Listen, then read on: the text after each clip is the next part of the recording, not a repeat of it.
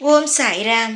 என் அன்பு செல்லமே, என்னுடைய தங்கமே, என்னுடைய அழகான பிள்ளையே, உன்னுடைய மனதை அனைவரும் காயப்படுத்துகிறார்கள்.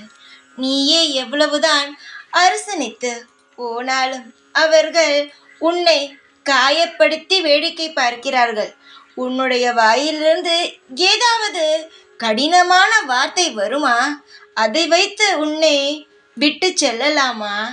இல்லை உன்னை மேலும் மேலும் கஷ்டப்படுத்தி நரகமாகவே வைத்திருக்கலாமா என்று உன்னை மேலும் மேலும் கஷ்டப்படுத்தி கொண்டிருக்கிறார்கள். நன்றாகவே எனக்கு புரிகிறது.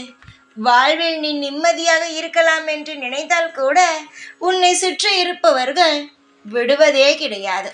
தேவையில்லாமல் உன்னை கோபப்படுத்தி பார்ப்பது, கோபப்படுத்திவிட்டு நீ கோபப்பட்டால் இதற்குத்தான் சொன்னேன், நமக்கு ஒத்து வராது என்று. நீ அதிகமாக கோபப்படுகிறாய் என்று. ஆனால் அந்த கோபத்திற்கு காரணம் யாரென்று கூட அவர்கள் உணரவே இல்லை. பார்த்தியா?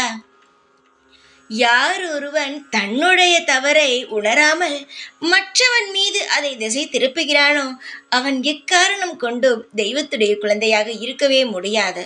அவன் நினைக்கலாம் நம் தெய்வத்தை வணங்குகிறோம் என்று. ஆனால் எந்த தெய்வமும் அவனை ஒரு நாளும் ஏற்றுக்கொள்ளாது. அதை அனைவரும் முதலில் புரிந்து கொள்ளுங்கள். வாழ்வில் நம் எந்த அளவு மற்றவர்களுக்கு உண்மையாகவும் தெய்வத்திற்கு உண்மையாக இருக்கிறோமோ அப்பொழுதுதான் நமக்கும் நல்லது நடக்கும்.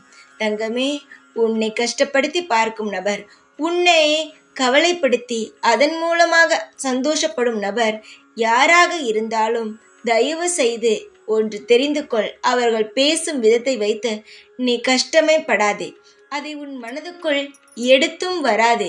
யார் எப்படியோ அதற்கு தகுந்தது போல நல்ல பலனோ கெட்ட பலனோ அவரவர்கள் அனுபவித்துக் கொள்வார்கள். நீ என்னுடைய பிள்ளையாக இருக்கும் பொழுது நீ எதையுமே நினைத்து முதலில் கவலைப்படக்கூடாது. நிச்சயமாகவே உன்னுடைய கண்ணீருக்கு பதில் சொல்லியே ஆக வேண்டும். எல்லோரும் நினைக்கிறார்கள் தெய்வம் பார்க்கவில்லை என்று. தெய்வமானது எல்லா இடத்திலும் இருக்கிறது. தவறு செய்தாலும் சரியான விதம் எல்லாம் செய்தாலும் தெய்வம் அவர்களை கவனித்து கொண்டு தான் இருக்கிறது. அதனால் எல்லோரும் இப்பொழுது நன்றாக இருக்கிறோம் தவறு செய்துவிட்டு என்று நினைக்காதீர்கள். காலம் வரும் பொழுது அதற்கான தண்டனையை அனுபவிக்க வேண்டும்.